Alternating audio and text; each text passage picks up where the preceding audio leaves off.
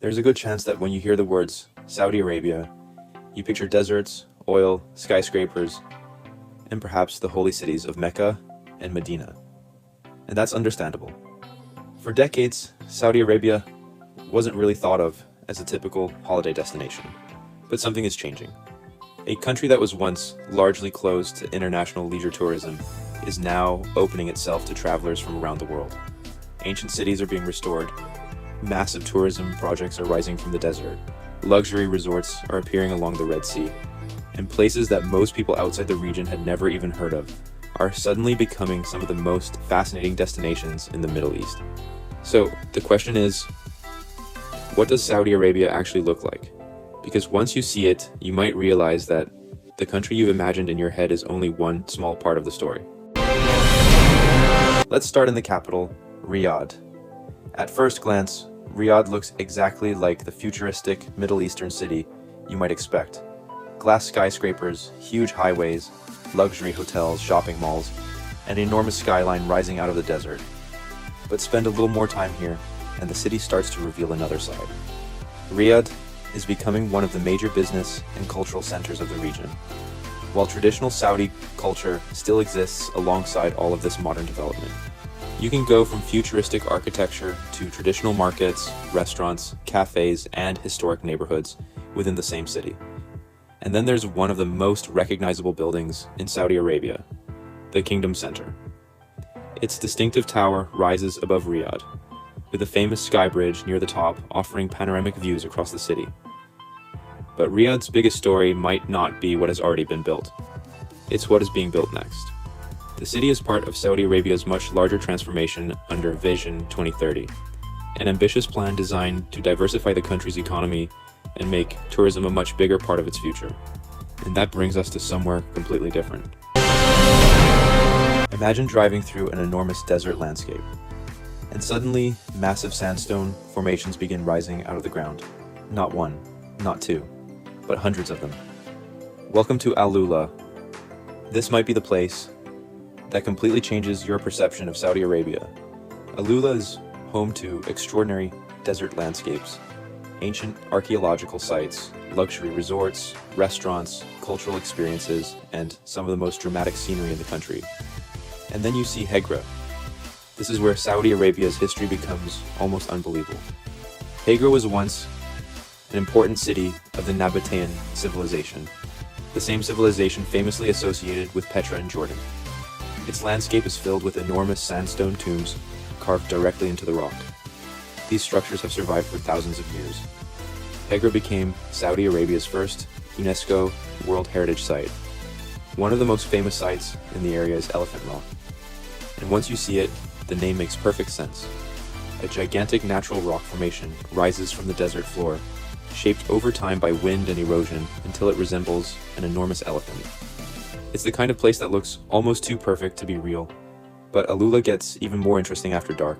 The desert transforms into a completely different world. The sky becomes incredibly dark, the stars become visible, and the enormous rock formations become silhouettes against the night. This is the side of Saudi Arabia that many people simply never knew existed. But AlUla isn't the end of the story, because Saudi Arabia has another side that looks nothing like a desert.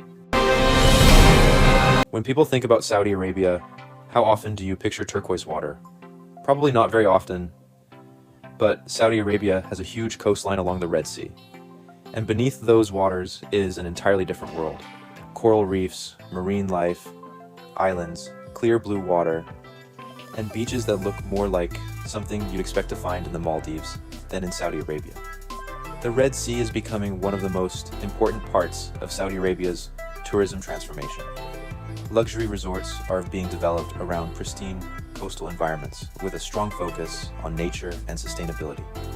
And the idea is fascinating. Instead of simply building another crowded beach destination, Saudi Arabia is trying to create a new kind of luxury tourism around some of the country's most remote coastal landscapes. So you could spend one part of your trip exploring ancient tombs in the desert, and another part swimming in the Red Sea. But if you want to see what Saudi Arabia looked like before all of these futuristic developments, you need to go to Jeddah. If Riyadh represents the modern Saudi Arabia, Jeddah represents the soul of the Old One. This city sits on the Red Sea and has been an important gateway for travelers and pilgrims for centuries. And nowhere is that history more obvious than in Al-Balad, the historic center of Jeddah. Walk through its narrow streets and you'll see traditional buildings, old wooden balconies, markets, mosques, and architecture that tells the story of a city shaped by trade and centuries of cultural exchange. And what's fascinating is the contrast. Step outside the historic district and you're surrounded by modern Jeddah. Skyscrapers, shopping centers, restaurants, the waterfront, and the Red Sea stretching into the distance. Jeddah is also home to the famous Jeddah Corniche, where locals and visitors gather along the waterfront. And if you stay until sunset, the city becomes something completely different. The sky turns orange, the Red Sea reflects the last light of the day, and suddenly you understand why Jeddah has become such an important part of Saudi Arabia's tourism story. But perhaps the most surprising destination is still ahead. Now imagine standing on top of a massive cliff, looking out over an endless landscape, with nothing but layers of rock and desert stretching toward the horizon. This is Jebel Fihain, better known as the Edge of the World. It's located outside Riyadh and gets its dramatic name from the enormous cliffs that seem to disappear into the horizon. Standing there, it's easy to understand why people compare the experience to standing at the edge of the planet. The landscape is enormous, the silence is almost unsettling, and the scale makes you feel incredibly small. This is one of those destinations where the footage almost does the work for you. A drone flying over the cliffs, a person standing at the edge, the sun dropping behind the horizon.